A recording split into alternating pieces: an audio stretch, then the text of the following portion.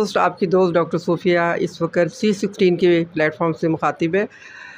जैसा कि मैं फ़न और फ़नकार के हवाले से बहुत से प्रोग्राम आपके साथ कर चुकी हूँ, आज इसी हवाले से हमारे एक नए गेस्ट हैं और वो भी हमारे बहुत अच्छे फ़नकार हैं। माशाल्लाह बड़ा टाइम उन्होंने दिया है और मुख्तलिफ़ चैनल्स पे उन्होंने बहुत काम किया है और जहाँ वो अच्छे फ़नकार हैं वहाँ अच्छे डॉक्टर भी हैं।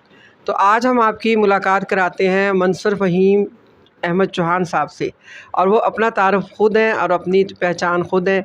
इंशाल्लाह आपसे बात करेंगे। आज के हमारे मेहमान मंसूर फ़हीम साहब। जी अस्सलाम वालेकुम। जी वालेकुम सलाम। जी डॉक्टर साहिबा, बहुत शुक्रिया आपने मौका दिया अपने चैनल के लिए। C16 जी C16। अच्छा, मुझे इसका कोई मतलब तो नहीं पता कि ये क्यों रखा गया है नाम C16, किस हवाले से।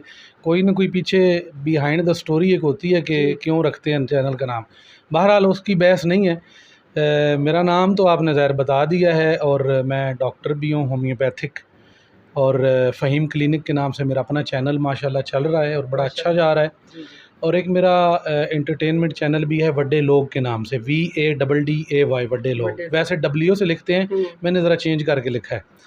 तो आपका पहला सवाल गालिबन यही होगा कि मैंने एक्टिंग कब और कहाँ से शुरू की। जी, मैं आपसे ये सवाल करूँगी कि आपका जो ये आगाज़ था एक्टिंग का कब और कैसे हुआ, ये शौक़ कैसे पैदा हुआ आपको और आप कैसे इस फील्ड में आए? जी, मैं सरगोदा से हूँ और जब मैं मैट्रिक में था तब से मैंने ना ये काम शुरू किया है, क्योंकि मैं स्किट वगैरह लिखता भी ख़ुद था। और स्कूल, क्योंकि हमारे जो टाट वाले स्कूल होते हैं गवर्नमेंट के, उसमें ये सिलसिला होता है कि लड़कियां तो होती नहीं कोई एजुकेशन। तो मैं करता ये था कि लड़कों को ही लड़की बना के तो हम स्टेज वगैरह स्किट करते थे। मुझे बड़ा स्कूल से ही शौक़ था। उसके बाद मैं कॉलेज में आया, कॉलेज भी हम ऐसे ही करते रहे। फिर मेडिकल कॉलेज में गया, वहाँ पे भी मैंने ये परफॉर्मेंस की। उसके बाद फिर कई दोस्तों की शादी ब्याह के फंक्शन होते तो वो भी हम करते। शौकिया, मतलब हमें कुछ नहीं होता था, एक जस्ट कि फ़न हो जाए। उसके बाद फिर मैंने सरगोदा में ख़याम चौक में जो स्टेज हैं वहाँ पे भी परफॉर्म किया। फिर मैं 92 में एक दफ़ा आया लाहौर, तो वहाँ उस टाइम 92 में आपको पता है कि PTV था सिर्फ। हाँ जी। तो PTV में एंट्री बड़ी मुश्किल होती थी। बड़ी मुश्किल से मैंने एक प्रोग्राम किया अली बाबा, उसमें मैंने 1-2 एंट्रियाँ की। उसके बाद फिर कैसर अली शाह साहब ने मुझे चांस दिया, प्रोड्यूसर है वहाँ के, अभी आजकल मेरे ख्याल से इस्लामाबाद हैं। तो उन्होंने मुझे पुलिस वाला बनाया, बड़ा अच्छा करैक्टर मेरा हिट हुआ। और जो मुझे दोस्त ले के गए थे उन्होंने मुझे कहा कि यार आपकी शक्ल ना अल्ताफ़ हुसैन जो MQM वाले हैं उनसे बड़ी मिलती है।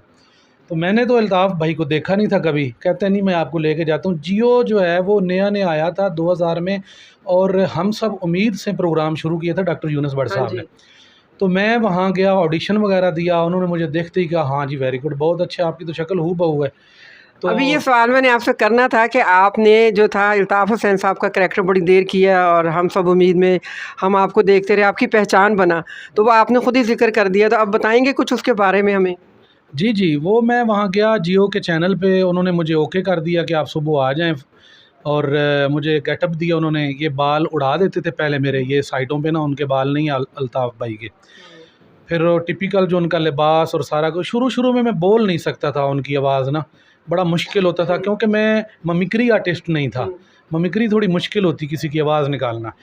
लेकिन खैर वो आहिस्ता मैं सीखता गया, यूज़ टू होता गया, प्रैक्टिस करता गया। और मैं पहला बंदा हूँ जिसने अल्ताफ़ भाई का करैक्टर किया, क्योंकि अल्ताफ़ भाई उस टाइम इतने इन थे कराची में, इतनी उनकी दहशत थी कि लोग डरते करते ही नहीं थे करैक्टर। और शक्ल भी खैर उनसे किसी की नहीं मिलती थी।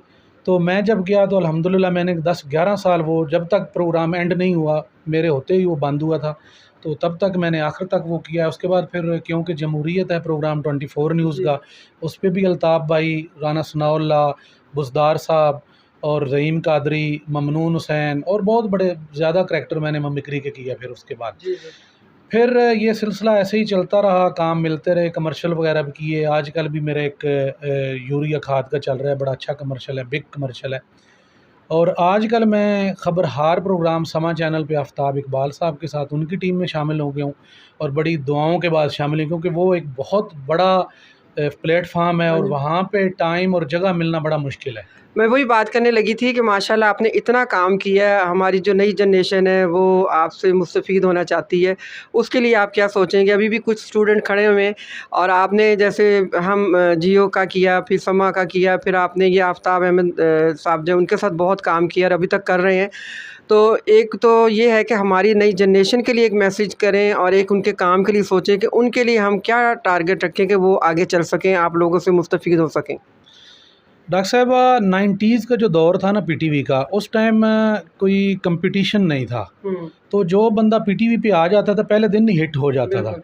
आज है कंपटीशन, यूट्यूब चैनल इतने बन गए हैं, आपकी सोच है समय से बाहर है, लीनियर इतने ज़्यादा हैं, मतलब 200-250 चैनल हो गए और नए आ रहे हैं 2-3 और भी अच्छे चैनल आ रहे हैं। तो अब जो नए बच्चे बच्चियाँ आ रहे हैं इनको बहुत ज़्यादा मेहनत की ज़रूरत है। मैं तो अभी भी सीख रहा हूँ अल्हम्दुलिल्लाह, जितना मैंने पिछले 10-12-15 साल में काम सीखा है उससे ज़्यादा मैंने आफ्ताब इकबाल साहब की सुपरविजन में मुझे साल 1.5 साल हो गया है, जी, तो जी। उससे ज़्यादा मैंने यहाँ पे सीखा है। इतने अच्छे इंस्ट्रक्टर, इतने अच्छे टीचर, इतने अच्छे उस्ताद, इतने अच्छे बड़े भाई और कोई नहीं मुझे मिले, यकीन करें। हाँ जी, आप सही कह रहे हैं, वो ऐसा प्लेटफ़ॉर्म है कि जो वहाँ चला जाता है वो कामयाब है और आपने तो माशाल्लाह बड़ा टाइम गुज़ारा आफ्ताब साहब के साथ। हम उनकी जो ये प्रोग्राम की पॉपुलैरिटी है इसको हम सलाम करते हैं कि अब तक माशाल्लाह उसी तरीके से चल रहा है जैसे हम पहले दिन देख रहे थे।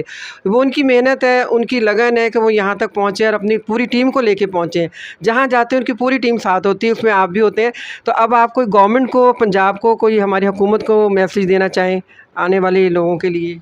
मैं इस मैसेज से पहले आपको बता दूं कि कोई पाकिस्तान में जितने चैनल आते हैं ना, तो जिस बंदे का चैनल अप नहीं जा रहा, रेटिंग नहीं आ रही या वो कोई देख नहीं रहा, पहले 10-15 नंबरों में नहीं आ रहा, तो वो क्या करते हैं कि वो कहते हैं कि आफ्ताब इकबाल साहब और उनकी टीम को बुला लें, आपका चैनल हिट हो जाएगा। और ऐसे ही हुआ है। हाँ, हुआ है, सही हुआ है। देखें उन्होंने हस्बे हाल से स्टार्ट किया, दुनिया हिट हो गया, ख़बरनाक लेके आए जियो पे, वो हिट हो गया, ख़बरज़ार न्यू पे लेके आए, वो हिट हो गया, ख़बरदार एक्सप्रेस पे लेके आए, वो हिट हो गया, समा पे ख़बरहार अभी कर रहे हैं, वो हिट हो गया है। अब नेक्स्ट कौन सा चैनल हिट होना चाह रहा है ये आप देखिएगा जल्दी इंशाल्लाह, कि कोई अच्छी चीज़ आपको नज़र आएगी किसी और चैनल पे भी।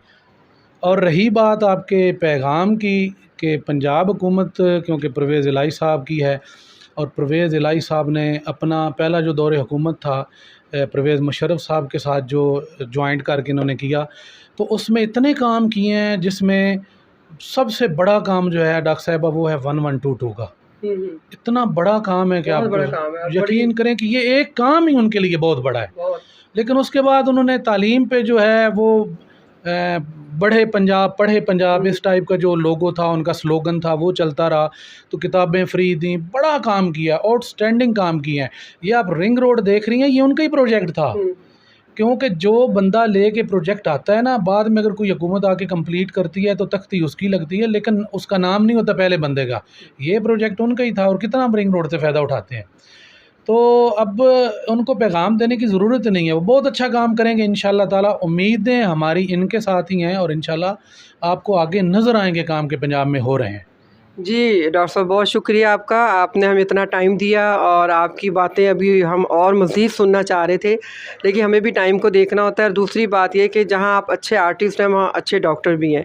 तो अपना कोई मैसेज, अपना कोई एड्रेस देना चाहें या आपसे लोग राब्ता करना चाहें कि अपने किसी भी मसले के लिए आपसे अगर वो राब्ता करते हैं तो आपका नंबर, आपका चैनल या आपका कोई भी ऐसी जगह जहाँ वो आसानी से आपको अप्रोच कर सकें, वो दे दें और उसके बाद फिर हम आपसे इजाज़त चाहेंगे।